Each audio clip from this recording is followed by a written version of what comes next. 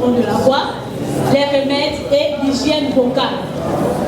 Bonjour, monsieur le directeur général de l'Institut national des arts, monsieur le secrétaire général académique de l'INA, messieurs les chefs de section de toutes les sections de l'INA, chers invités, chers collègues enseignants, chers étudiants, bonjour. Je reviens vers vous, contrairement à mes collègues Manianga et Julien, qui viennent largement de nous parler sur la posture, la respiration, l'échauffement vocal et la pose de la voix ou le placement. Moi, je veux parler tout simplement de la voix parlée et la voix chantée. Donc, j'ai intitulé mon exposé « Notre voix, notre instrument de travail ». Je ne peux pas parler de la voix chantée sans toutefois parler de la voix parlée. Parce que je suis moi-même comédienne, parce que je suis le fruit de l'art dramatique aussi, et chanteuse, parce que je suis le fruit de la musique. Donc je ne peux que associer la voix chantée et la voix parlée. Notre voix, notre instrument de travail. En protégeant notre voix des agressions, en adaptant notre manière de parler aux besoins spécifiques liés à son utilisation, de nombreuses difficultés et altérations de la voix peuvent être facilement évitées. Nous avons à parler en public et notre voix se fatigue rapidement. Nous voudrions chanter et notre voix s'étrangle ou nous sentons notre gorge nouée quand nous parlons. Notre voix, notre instrument nous trahit, car de tensions accumulées dans notre corps au cours de notre vécu s'opposent à ce qu'elle exprime notre être profond. Nous travaillons notre voix, c'est-à-dire découverte de la voix, dépassement de soi, convivialité, lâcher prise, plaisir, ainsi de suite. Nous respirons, parlons, rions, chantons et partageons des moments inoubliables. Notre voix est un instrument exceptionnel et le reflet de notre être tout entier. Elle représente notre identité, l'humeur, les émotions, les physiologies, le souffle. Notre voix est notre second visage. Elle est le reflet de notre personnalité. D'une manière générale, je vais définir la voix comme l'ensemble des sons produits par les vibrations des cordes vocales.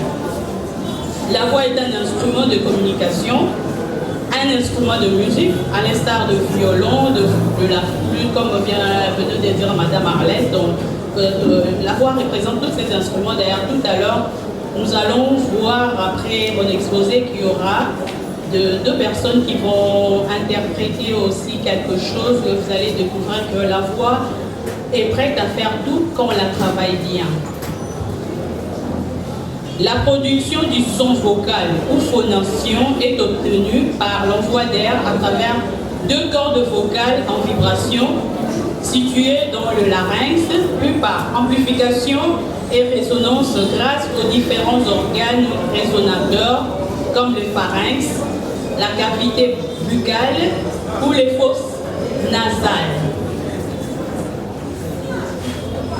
La voix de bonne qualité détend les auditeurs dans le public et contribue à une écoute plaisante. Une voix de mauvaise qualité nuit à la communication et peut gêner tant l'orateur que l'auditoire, comme venait de dire aussi Luigi. Tout compte fait, Toute personne ou être humain a besoin de sa voix pour parler, ou pour communiquer, ou pour chanter. Nous, enseignants, comédiens, chanteurs, conférenciers, animateurs et beaucoup d'autres encore, avons besoin, et tout le monde, disons, avons besoin de la voix pour transmettre le message. Parce que sans la voix, il nous est difficile de transmettre ce qu'on ressent, ce qu'on a en nous.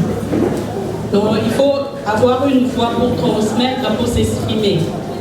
Par conséquent, nous commençons par définir le chanteur et le chant, dérivé du verbe chanter.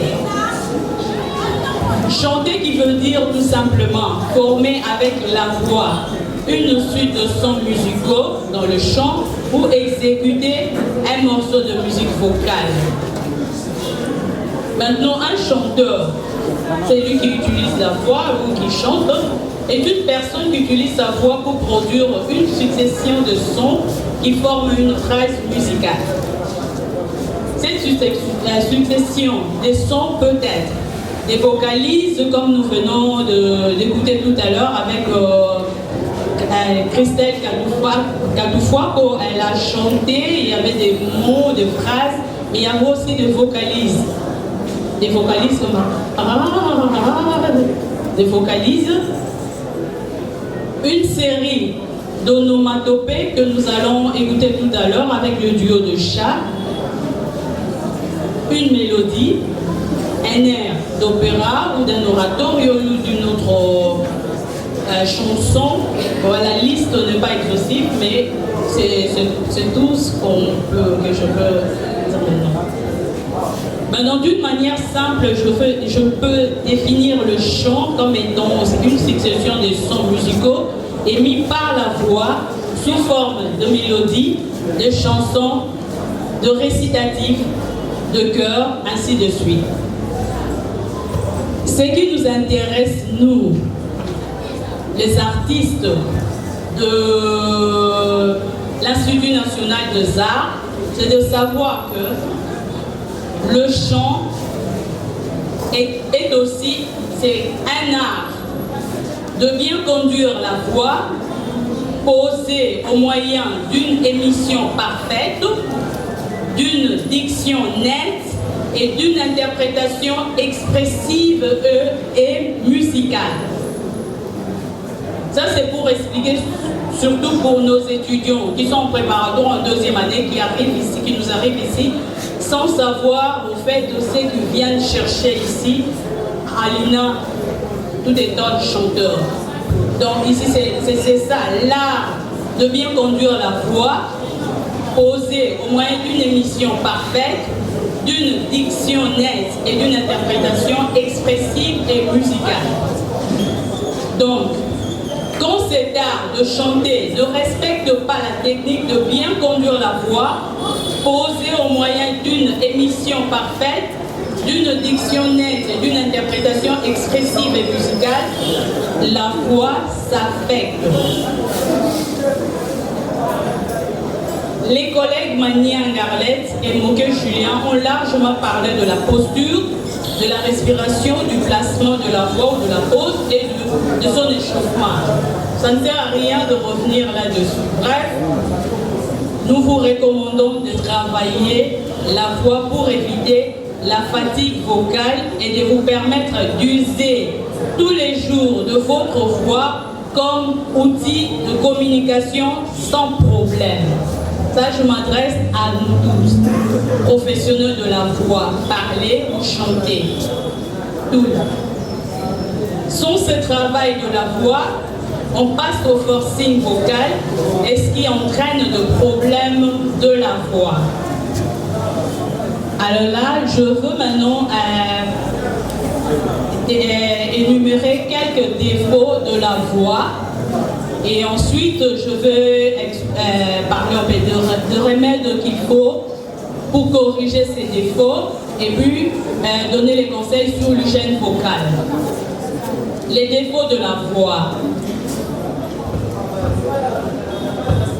Comme nous venons de décrire déjà, la voix est un instrument naturel d'abord, parce que nous naissons avec notre voix. On est avec la voix. Nous sommes créés pour chanter, comme nous sommes créés pour respirer, pour dormir, pour marcher, pour prier, pour penser. Mais nous apprenons à marcher, nous n'apprenons pas à dormir. Et nous apprenons à chanter et parler parce qu'autour de nous, depuis notre enfance, nous entendons les gens chanter et parler, nous les imitons. Donc rien que ça, on ne peut pas apprendre à quelqu'un à chanter ou bien parler. Tout le monde chante, tout le monde parle. Parce que c'est de la naissance déjà, l'enfant entend les gens parler, donc l'enfant imite. Même pour le chant, c'est pareil. Tout le monde chante. Moi je dis, ici à l'INA, on n'apprend pas aux gens à chanter, mais on apprend aux gens les techniques pour mieux chanter. Une bonne technique vocale pour mieux chanter, parce que tout le monde chante bien, tout le monde chante déjà, mais le travail que nous faisons, c'est de corriger seulement le défaut que le chant a. Comme quand le modèle est bon, donc comme nous imitons déjà de la naissance, quand le modèle est bon, nous avons une voix naturelle, correcte. Dans les cas contraires, il faut corriger les défauts. Ici, je parlerai plus de la voix chantée, parce que la voix parlée, c'est plus naturel, mais avec ce qu'on comprend déjà pour la voix chantée, parce que le chanter les pareil, c'est vraiment, nous chantons comme nous parlons. Les phrases que nous produisons en parlant, c'est les mêmes phrases, c'est la même façon nous chantons. Nous respectons la ponctuation. Quand on parle, quand on chante aussi, il y a des pauses, il y a des demi-pauses, ça remplace la ponctuation. Ici, je dis, comme l'a écrit Maëva Garnier, qui a fait son étude sur l'approche de la qualité vocale dans le chant lyrique. Elle a parlé de la perception et la verbalisation et les corrélats acoustiques. Et à mémoire de stage de DEA d'une française, dont je pris juste à la page 13 ce qui était intéressant pour moi pour expliquer ce qui suit.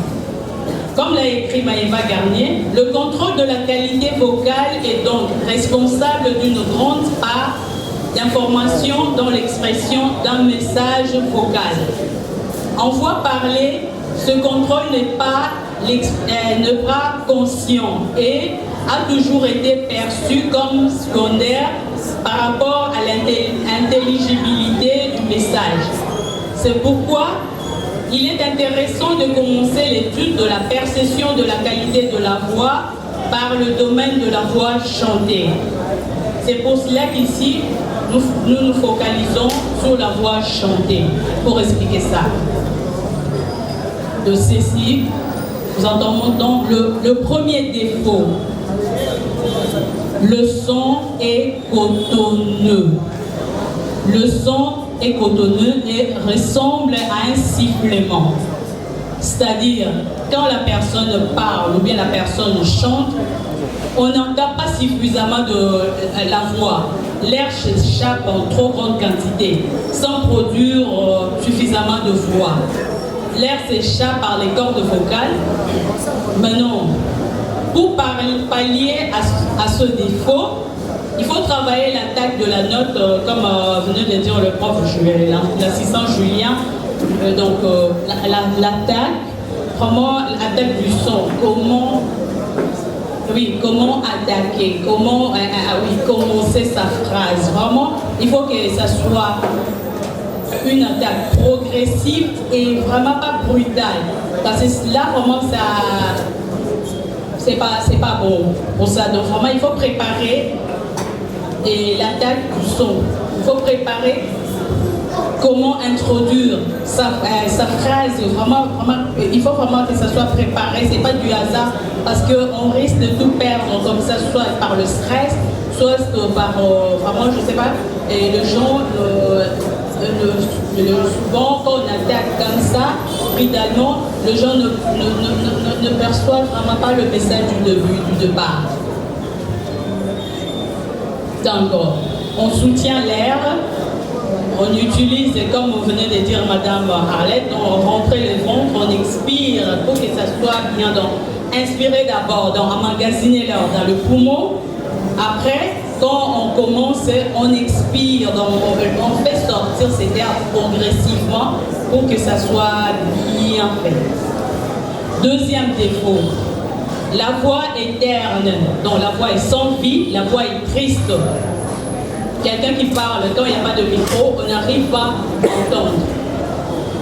Souvent, moi je dis toujours, notre chef de section, c'est comme s'il avait suivi les cours d'art dramatique. Parce que mes professeurs d'art dramatique, quand ils parlent, comme ils sont habitués, ils sont comédiens, vraiment on entend la voix, vraiment, on entend la voix même de loin, ils se font entendre même de loin. Le chef aussi, vraiment c'est pareil. Je ne dis pas qu'il y a que le chef, il y a d'autres collègues aussi de musique, mais vraiment c'est... donc là, on sent vraiment que la voix est là présente. Donc, pour ces cas, quand la voix est triste, quand la voix est sans vie, donc on utilise tout le chambre d'écho, donc tous les résonateurs. La gorge, le nez, la bouche, vraiment on travaille ça pour que la voix soit, parce que, comme vous venez de dire mes collègues, la voix d'abord, le 2G l'a dit aussi, c'est le corps d'abord, c'est notre corps. La voix est cachée, donc il faut chercher là où la voix se cache. Si la voix est cachée dans le nez, vraiment il faut faire un effort pour ouvrir bien la bouche, pour qu'on ressort la voix, pour se faire comprendre, se faire entendre. Quand c'est dans la gorge, il faut ouvrir la gorge. Donc vraiment c'est ça, il faut vraiment travailler les résonateurs. Donc vraiment c'est un travail. Travailler tous les chambres d'écho. Pour le son de gorge, ça vraiment c'est un problème au nord, c'est un problème délicat. Même dans les chorales, vraiment, ce problème c'est plus les garçons, ceux qui ont des voix graves. Il y en a qui chantent, ils tiennent l'oreille comme ça, je ne sais pas qu'est-ce qu'ils cherchent, je ne sais pas. Tout simplement parce qu'ils forcent leur voix. Donc c'est ça, c'est ce problème, parce qu'ils chantent, ils n'utilisent pas leur diaphragme, mais par contre, ils poussent à la gorge. Quand on pousse à la gorge, c'est ça vraiment qui pose problème. Donc on dit le chanteur ou la personne qui parle avale le son inconsciemment et le son est étranglé dans la gorge. La langue bloque l'espace de la gorge. Je viens de dire, et puis pour remédier à ce défaut, il faut bâiller. Nous on dit technique de bâillement. Si vous n'arrivez pas à bâiller, pensez, je dis toujours, prenez l'image. Pensez seulement que vous êtes devant une maman qui fait de beignets à la maison. Et vous demandez, maman, beignet, maman, je peux goûter un beignet. La maman vous dit d'abord, le beignet est chaud. Non, maman, je vais goûter. Maman vous donne le beignet, vous prenez le beignet, vous voyez la réaction avec le beignet. Directement, c'est ça la bonne ouverture. Quand vous n'arrivez pas à bailler, donc pensez à ça. Ou les enfants qui veulent du lait concentré en poudre, c'est comme ça. Il y a beaucoup d'images comme ça. Si vous n'arrivez pas, donc vraiment pensez à bailler. Moi je prends toujours, je donne cette image-là du beignet chaud. La réaction, c'est tout. L'ouverture de la bouche, il faut bailler en ouvrant la bouche bien grande. Ça, c'est pour les débutants. Quand on s'habitue, et la bouche va commencer à se refermer petit à petit, et là vous êtes déjà habitué, vous savez comment le faire. Et sinon, vraiment, il faut s'exercer. Position de bâillement. Ah, je baille. Quatrième défaut, la mauvaise prononciation des voyelles. Ça, vraiment, c'est vraiment, comme je venais de dire, une bonne diction. Si vous ne maîtrisez pas, déjà, chaque voyelle a sa position. il y a deux voyelles, bon, tous légèrement le lèvre, il y a une faute. Je ne peux pas donner la leçon ici. Le DG a déjà dit ça, eux ils ont appris ça, mais nous faisons un effort de faire ça aussi. En art dramatique, le prof Mobile nous a donné l'expression vocale, vraiment, donc on travaille sur ça. C'est l'effort que nous faisons aussi pour le chanteur, de bien prononcer chaque voyelle. Bien prononcer le mot, c'est-à-dire consonne et voyelle, parce que le plus dur, c'est la consonne. Quand vous maîtrisez la voyelle, toutes les voyelles, et maintenant, marier avec les consonnes, c'est dur, mais vraiment c'est un travail, moi je dis aux chanteurs, c'est de petits exercices banals, mais quand vous arrivez à maîtriser ça, le résultat, ceux qui viennent de chanter là, donc, ils ont commencé comme ça et aussi petit à petit, mais on continue toujours à travailler. Dans la mauvaise prononciation des voyelles, le remède à ces problèmes est de s'exercer en exagérant la prononciation de voyelles. I, A, E, O, oui, donc c'est ça, donc vraiment, je ne peux pas tout faire ici parce que ça va prendre du temps. Faire travailler la gorge, la bouche et les lèvres. Pour arriver à un bon résultat, il faut une grande souplesse. Ou si vous n'arrivez pas, vous placez seulement le doigt entre les dents sans vous arrêter de chanter ou de parler pour les voyelles distinctes.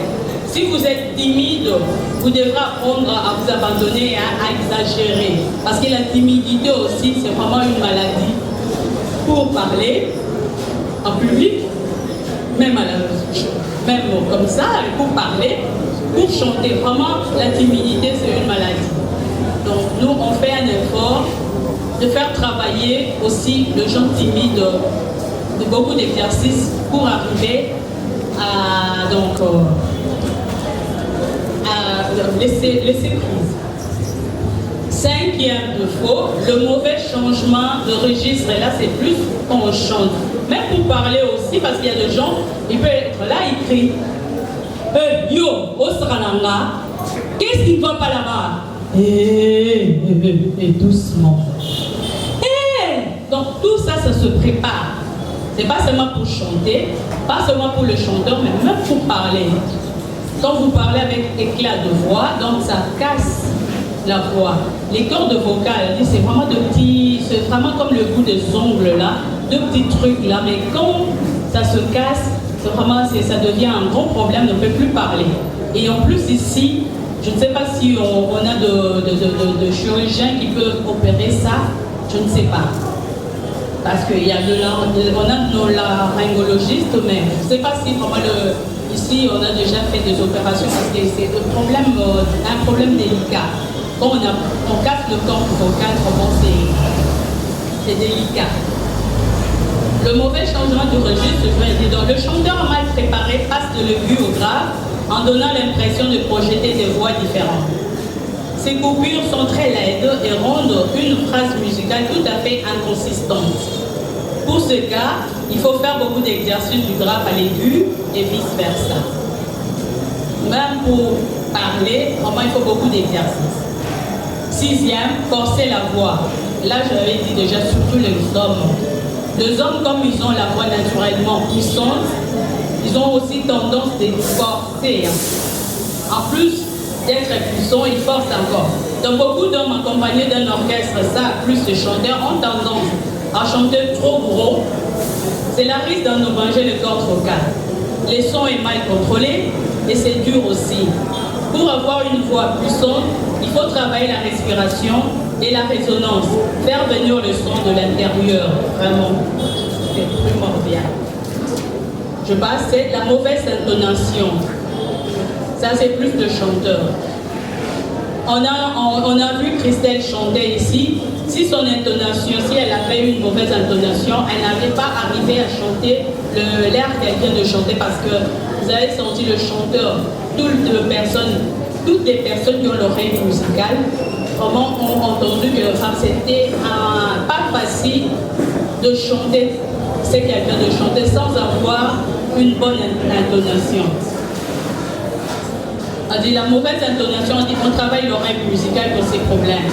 Écoutez les chanteurs qui chantent juste, puis comparez avec votre voix. Jouer la note là au piano par exemple et puis reproduire ça. Moi je donne toujours les conseils. Il faut avoir un morceau de musique que vous aimez vraiment pour vous aider à contrôler la tonalité et l'intonation. Il y a deux fois on fait des exercices sur le debout congolais, c'est banal mais tout le monde chante ça, mais il faut avoir ça, do mi, sol, mi, donc c'est ça. Il y a vraiment beaucoup de choses à faire.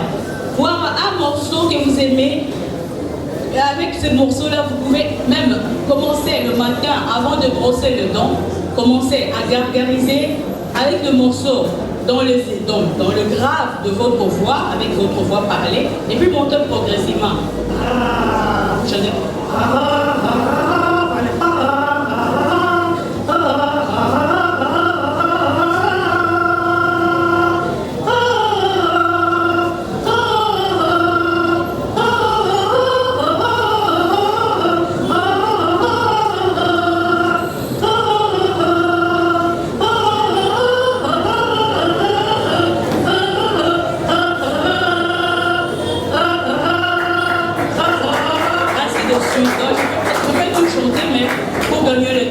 C'est un exercice pour dépeindre le corps vocal parce qu'on mange beaucoup de choses. Gras, la nourriture gras, il y a beaucoup de choses, donc il faut laver, dépeindre le corps vocal.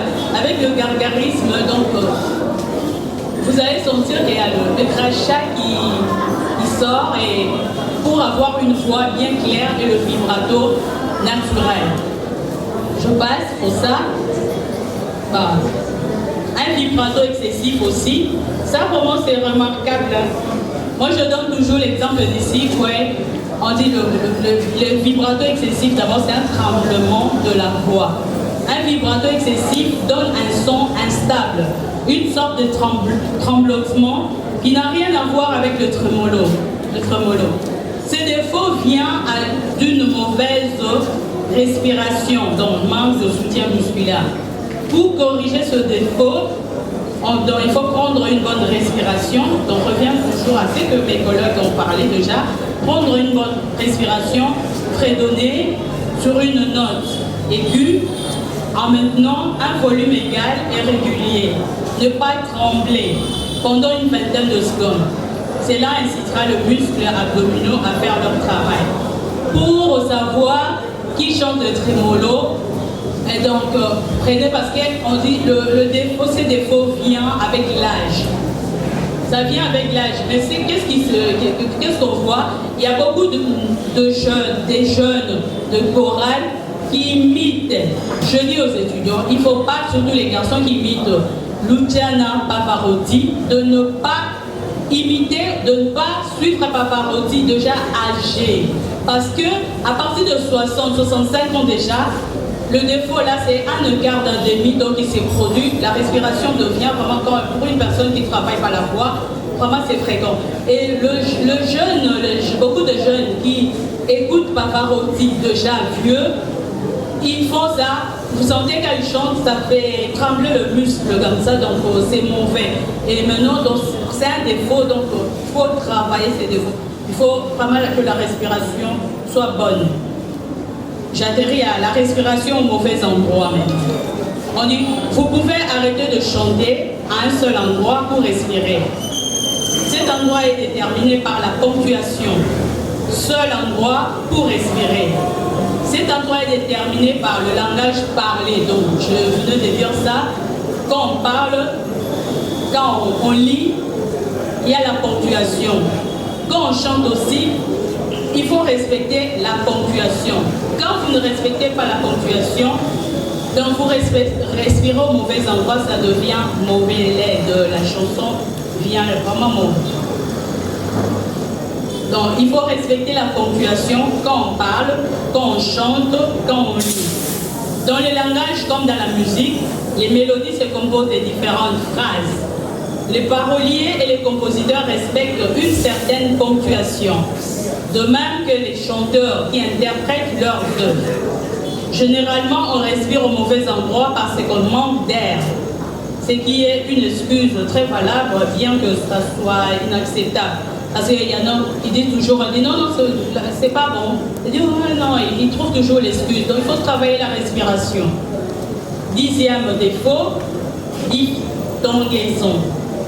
Ça, je donne toujours. Les sons ion, ien. Donc souvent, le genre mélange tout. Quand on ne sait pas prononcer, au lieu, par exemple, au lieu de ce jumelage-là devient vraiment très difficile. Le ion, les iens, le on, ainsi de suite, ne sont que la juste position et juxtaposition, jumelage vocalique de deux voyelles. Ainsi, leur exécution ne doit présenter aucun problème nouveau. Évitez de substituer souvent le chant au lieu de dire Dieu ou bien adieu. Il y en a qui disent Dieu, adieu. Donc, ils ajoutent quelque chose. Donc, Dieu, Dieu, adieu. Donc, vraiment, il faut faire attention à notre prononciation. Donc, pour conclure, nous vous recommandons une bonne hygiène vocale. Je vais juste aller vite pour ne pas fatiguer l'auditoire. Nous devons apprendre à utiliser correctement notre voix. Une bonne posture, comme l'a dit l'assistante Arlette, une respiration profonde, une coordination du souffle, du son, de la résonance, de l'articulation, ainsi de suite. Nous devons toujours surveiller notre voix parlée. Bien placer sa voix dans les conversations, les discours, les appels. Éviter de parler avec éclat et attaque de glotte, ou de la gorge. Ne pas crier, ne pas forcer sa voix. Chaque fois que vous êtes seul, profitez de chanter pour votre plaisir les différentes voyelles précédées d'abord de M ou N, U seul ou n'importe quelle autre combinaison. Le matin, dérouillez votre voix, je venais de dire ça, par des exercices très contrôlés et dans la nuance très piano, doux, en douceur, et puis progresser, comme l'a dit Médécole. Jouir de la couleur de chaque voyelle, de la netteté de la consonne. Écoutez le vibrato de votre voix, appréciez les progrès d'un jour à l'autre. Là, je m'adresse à tout le monde. Il est recommandé de chanter très souvent devant le miroir pour éviter certains défauts de visage. Exemple, le riz du front et autre chose. Ne jamais se crisper. Et le seul conseil pour améliorer les timbres ou le timbre le plus déformé. Il faut bien poser sa voix dans la souplesse. Le sourire est recommandé. La facilité, la grâce.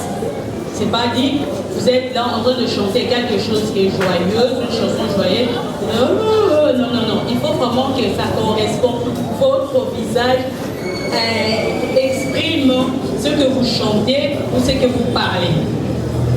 Laissez reposer la voix en cas de fatigue. Évitez le surménage vocal en période d'inflammation de voix aérienne supérieure. Là, bientôt, la saison sèche va commencer avec la poussière, toute la poussière. Donc, il faut faire attention. Et le changement de la saison aussi, protéger votre voix. Parce que ça aussi, vraiment, c'est mauvais pour la voix. En cas de tout prolongé, d'enroulement ou d'extinction de la voix persistante, il est recommandé de consulter un phoniatre ou orel. Donc, le médecin otorhinolaryngologiste. Donc, vraiment, c'est eux qui traitent tous nos problèmes de la gorge et tout. Donc, au lieu de prendre les médicaments comme ça, donc, il faut consulter. Ou sinon, la toux finira par achever votre voix. Pas de tabac. Surveillez l'alimentation. Évitez de manger trop gras. Ici, je dis toujours, on ne peut pas dire aux gens, il ne faut pas manger le fumbo, il ne faut pas manger le madèche, il ne faut pas manger trop gras, parce que sinon là, on va dire non, on ne peut pas, parce que quand on arrive à la maison, on trouve ce que la maman préparait, on ne peut pas imposer. Ce que je donne comme conseil, vous mangez, mais après, pensez au gargarisme pour dépeindre le corps vocal. Pensez à ça. J'aurai les capitales musculaires, pas de répétition, ça c'est le chanteur 2 jours avant le concert. Évitez de retravailler le sommet de l'œuvre et le passage difficile plusieurs fois en coulisses. Parce qu'après ça abîme la voix et on ne retient plus rien. Et souvent on le fait même la veille, même avant l'examen, on travaille mais c'est pas bon. Savoir gérer le piège acoustique, soirée bruyante, là où il y a beaucoup de musique et tout, et ça donne, il faut crier, donc c'est pas bien. L'acoustique manque d'une pièce, lieu immense et mauvaise sonorisation. Ne pas rivaliser avec la voix des camarades, plus aiguë ou plus forte, même pour parler, parce que il parle bien, sa voix est puissante, moi aussi je dois faire un effort. Il faut travailler la voix. Si vous n'arrivez pas, il faut pas, parce qu'on est avec sa voix. Chacun a un corps constitué différemment des autres. Parce que ça aussi, ça contribue à la voix, à notre voix. Éviter le changement trop brusque de température, l'air trop sec, je viens de dire. Boire abondamment pendant la prestation et la répétition. Même quand on tient de discours comme ça, la conférence, c'est mieux de boire un peu. C'est bon. Fuir la pollution, le climatiseur et les particules poussiéreuses, je viens de dire. Méfiance de l'automédication, je viens de le dire. Risque d'assèchement de la muqueuse, laryngée, avec certains comprimés. Surtout, je dis toujours les antibiotiques, il y a des antibiotiques. Quand vous prenez des antibiotiques, vous les antipalus, souvent, je demande aux étudiants de reposer d'abord la voix, de ne pas forcer parce que c'est pas bon. Parce que ça diminue souvent la hauteur de note. Éviter le stress, l'anxiété et la tristesse. Par contre, pratiquez régulièrement un sport de fond et du gargarisme. Je vous remercie.